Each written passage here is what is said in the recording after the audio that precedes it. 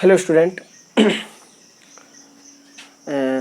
We are studying people as resource, second chapter of economics, and in this video I am going to discuss about quality of population.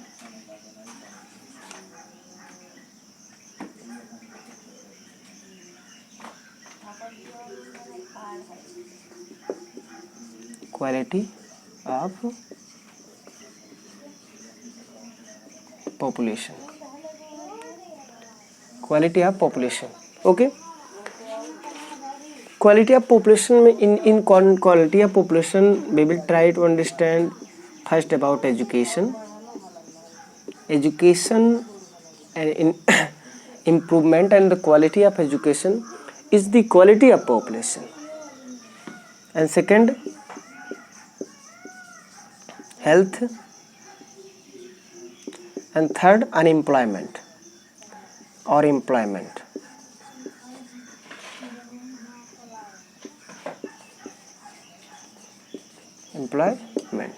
Okay, these three dimensions are about quality of population. These three dimensions are about the quality of population. Okay, employment को unemployment आप कर सकते हैं, employment दोनों factor में एक ही चीज़ डिस्कस करेंगे. टेक्स्ट बुक में अनएम्प्लॉयमेंट दिया है, no problem. Okay, let's try to understand about education and health. Okay, education and health. In case study of Sakal and Bilas, we have observed that how Sakal and Sakal parents invested in his education, and after he engaged in computer profession, computer software profession, and become developed. कि किस तरीके से हमने सकल के investment को देखा था कि किस तरीके से एजुकेशन का एक बहुत इम्पॉर्टेंट रोल उसकी लाइफ में देखने को मिला था. उसके पेरेंट जो हैं वो समझे थे एजुकेशन का मतलब. तो क्या हमारे देश का जो एजुकेशन सिस्टम है, education system of our country India का, हम specially we will try to understand that how government and how government policies are working for education. ओके, अब आपको थोड़ा सा आइडिया होना चाहिए कि किस तरीके से, देखिए कई प्रोग्राम्स जो चलते हैं, ठीक है, जैसे सर्व शिक्षा अभियान जिसमें सभी लोगों को शिक्षा देने का प्रावधान, ठीक है. मिड डे मील का प्रोविज़न किया गया, दोपहर का भोजन प्राइमरी स्कूलों में, जिसमें बच्चे आकर के स्कूलों में एक वो कि उनको खाने में भी हेल्थ, एक कहीं ना कहीं नियर अबाउट जो मिड डे मील का प्रोविज़न है वो कहीं ना कहीं हेल्थ इशू को भी लेकर के है कि बच्चों को एक सफिशिएंट फूड मिले. जो बच्चे घर से खाना लेकर नहीं आ पाते हैं या जिनके पास वो उतनी फैसिलिटी नहीं है, क्योंकि बिना भोजन के वो कैसे पढ़ सकते हैं. एक बच्चे का भोजन बड़ा इंपॉर्टेंट होता है. तो मिड डे मील का प्रोविज़न किया गया, सर्व शिक्षा अभियान का प्रोविज़न किया गया. आर्टिकल 21 में हमारे संविधान में ये 6 ईयर से 14 ईयर तक ले स्टूडेंट को ये राइट दिया गया कि उनका राइट है कि वो पढ़ाई करें. उनके इवन इनके पेरेंट भी नहीं उनको रोक सकते हैं कि वो पढ़ाई ना करें, ठीक है. उनको रोका नहीं जा सकता है कि वो एजुकेशन ना लें. यानी राइट टू एजुकेशन एक फंडामेंटल राइट बन गया. ड्यूटी भी दी गई, ठीक है. इस हिसाब से अगर हम लिटरेसी रेट देखें तो लगभग हमारे यहाँ जब 1951 में वो हुआ था तो लगभग 18% लिटरेसी रेट थी. 18% ले करके 74% लिटरेसी रेट आई है जब भारत की. तो इस पीरियड में जा कर के हमने काफ़ी डेवलपमेंट तब किया. आज nowadays Indian people, educated people are working all around the world, in all countries near about and in all sector, and with a powerful educational manner in scientific everywhere. Education help the population and people to upgrade their understanding and skill and make more productive in economies. अगर आप data देखोगे कि किस तरीके से 1951 में लगभग जो इकोनॉमिक सर्वे 1912 का है कि किस तरीके से जो लिटरेसी रेट है इंडिया में किस तरीके से बढ़ा है। देखिए 20 से 30, 30 से 45, 50, 45, 50, 60, 60 से 70, 70 से 72, 74। बट इसमें एक कंडीशन ये भी है कि फीमेल का जो रेट है, फीमेल का जो लिटरेसी रेट है वो कम रहा है। कहीं ना कहीं ट्रेडिशनल स्टेरियोटाइप्स की फीमेल लड़की को एजुकेशन नहीं दिया जाना चाहिए, कोई ज़रूरी नहीं है वो गोबर पाथेगी जा कर के शादी हो जाएगा तो गांव में गोबर पाथेगी, शहरों में खाना बनाएगी, ऐसा एक जो स्टेरियोटाइप है ये इसके नाते लड़कियों को एजुकेशन नहीं है। लेकिन अभी आज लड़कियां हमारे साथ एकदम चल रही हैं, हमसे आगे ही हैं, तो कोई दिक्कत नहीं है। और फॉर एजुकेशन देखिए नवोदय विद्यालय और प्राइमरी विद्यालय जो खोले गए हैं, प्राइमरी स्कूल से नवोदय स्कूल, ठीक है, कि इनमें उनको बेटर तरीके से एक होता ना कि हेल्प करके हम एजुकेशन को प्रोवाइड करेंगे। जब तक ये लोग एजुकेटेड नहीं होंगे तब तक लोग चीज़ों को एक तो ना वो बेटर सोशल मेंबर बन पाएंगे, ना ही वो प्रोडक्टिव बन पाएंगे।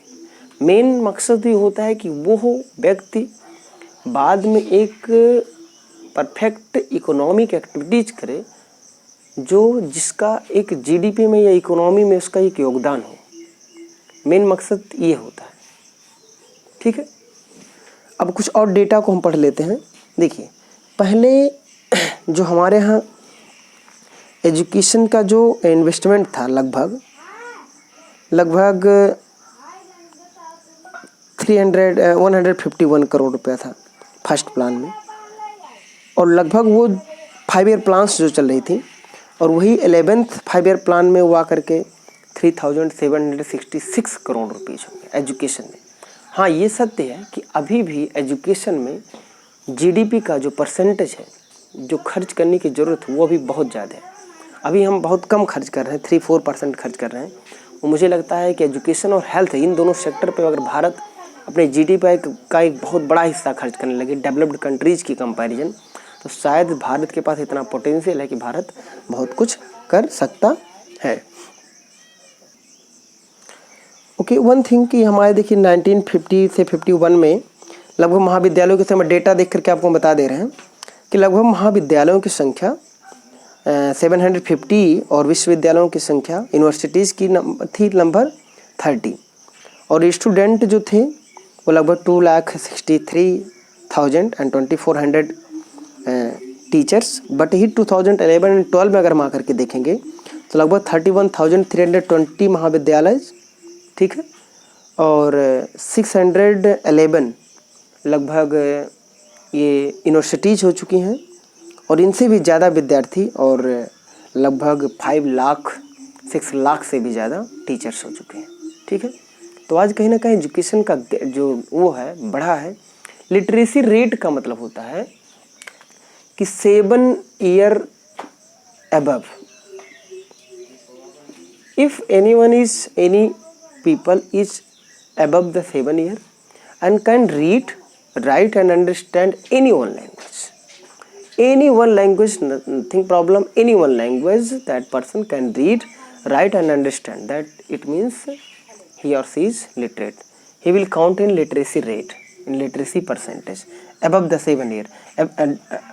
उसके नीचे जो होगा ये चाइल्ड रहेगा, तो चाइल्ड को कोई भी पढ़ने की जरूरत, पापा मम्मी बोले वही काफ़ी है, ठीक है, वो कोई जरूरी नहीं को पढ़े तो भी गोला गोला बनाएगा, ठीक। आगे का पोर्शन देखते हैं कि health is correlated with education, और इन दोनों का आउटकम जो होगा वो इन दोनों का जो आउटकम होगा वो होगा इकोनॉमिक एक्टिविटीज।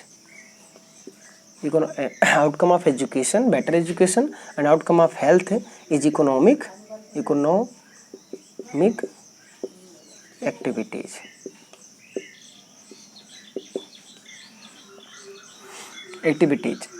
हेल्थ, आप बिलास की स्टोरी में अगर आपको याद होगा किस तरीके से बिलास की मम्मी की तबीयत खराब हुई, बिलास की मम्मी चली गई और ये फिर अंडा अपना मछली बेचना शुरू कर दिया। क्या आपको कभी लगता है कि किसी फर्म में, किसी फैक्ट्री में, in any factory and any working areas, the owner of, जो फैक्ट्री का ऑनर होगा वो किसी चाहेगा किसी मरीज व्यक्ति को जो कमज़ोर है, जो एक हेल्दी लेबर के कंपैरिजन बिल्कुल कम है, क्या उसको रखना चाहेगा? बिल्कुल नहीं रखना चाहेगा। क्यों? क्योंकि उसकी प्रोडक्टिविटी ही कम है। वो 12 आवर में जितना वो काम करेगा, एक हेल्दी पर्सन, एक स्वस्थ पर्सन जो mentally and physically and socially well है, ठीक है। हेल्थ का मतलब सिर्फ शारीरिक हेल्थ का मतलब नहीं होता है। हेल्थ एक health has multi dimensional, health is multi dimensional. Health it means well being situation of social condition with mental condition and physical condition. यानी शारीरिक और मानसिक और सामाजिक रूप से हम जब सही तरीके से अपने बैलेंस के साथ रहते हैं तो हम हेल्दी होते हैं। अब इन सब चीज़ों को करने के लिए कहीं ना कहीं एजुकेशन हमारे सोशल और मेंटल को कंट्रोल करता है, और हमारी जो भोजन है और हमारा वे ऑफ लिविंग, ठीक है, this determined the our physical health. अब हेल्थ के लिए देखिए, भारत में लगभग जितने मेडिकल कॉलेज हैं वो सदर्न के कर्नाटक और केरल में सबसे ज़्यादा हो जाते हैं, सदर्न जो डेवलप्ड स्टेट्स हैं। और उन्हीं के कंपैरिजन अगर हम नॉर्दर्न बिहार और in Uttar Pradesh and other backward states में भी find that we find less medical colleges.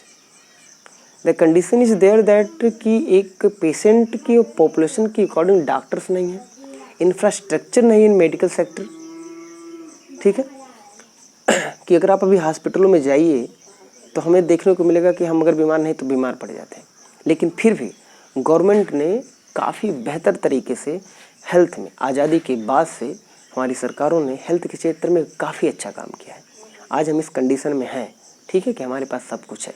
अभी आप समझ सकते हैं कि कोरोना की कंडीशन किस तरीके से चल रही है, लेकिन फिर भी हेल्थ सेक्टर हमारा डगमगाया, लेकिन बैलेंस कर लिया। हेल्थ में बहुत ज़्यादा डेटा की ज़रूरत नहीं है आपको, जो भी है। अब देखिए, एक डेटा है कि तमिलनाडु, महाराष्ट्र, आंध्र प्रदेश, कर्नाटक जैसे सम स्टेट्स में out of the 181 medical colleges there are 81 medical colleges is there, ठीक है। And second side if you see in Uttar Pradesh and Bihar there is less index in medical sectors, okay. Data को पढ़ने के, net पे data को पढ़ने की ज़रूरत है। लिटरेसी रेट हमारा जो है 1951 से काफ़ी अच्छे तरीके से बढ़ा है, इंक्रीजमेंट हुआ है। तो एजुकेशन और health, these two dimensions are main dimension कि जिसके अकॉर्डिंग हम एक पॉपुलेशन को, एक लाइबल पॉपुलेशन को हम क्या कर सकते हैं, एक उसको एसेट के रूप में हम कन्वर्ट कर सकते हैं। फिर मैं एक बार जापान की स्टोरी, जापान के केस को बताना चाहूँगा कि वहाँ पर हेल्थ और एजुकेशन में बहुत ज़्यादा इन्वेस्टमेंट हुआ। आपके दिमाग में ये चीज़ रहना चाहिए कि not only for you have to, not for only you have to develop the suggestion for government that government should invest in education and health. Even you have to understand that you have to invest in yourself in health and education. You are coming in a school, you are studying, you have to understand that you are investing with your parent in yourself, and after you have to return back in productive form, and you have to investment in your health. Keep in mind that what are you taking, what are you eating, these are the things, and be fit and be healthy. Okay, thank you student. I hope हम next class में अपने next topic को पढ़ेंगे। Thank you.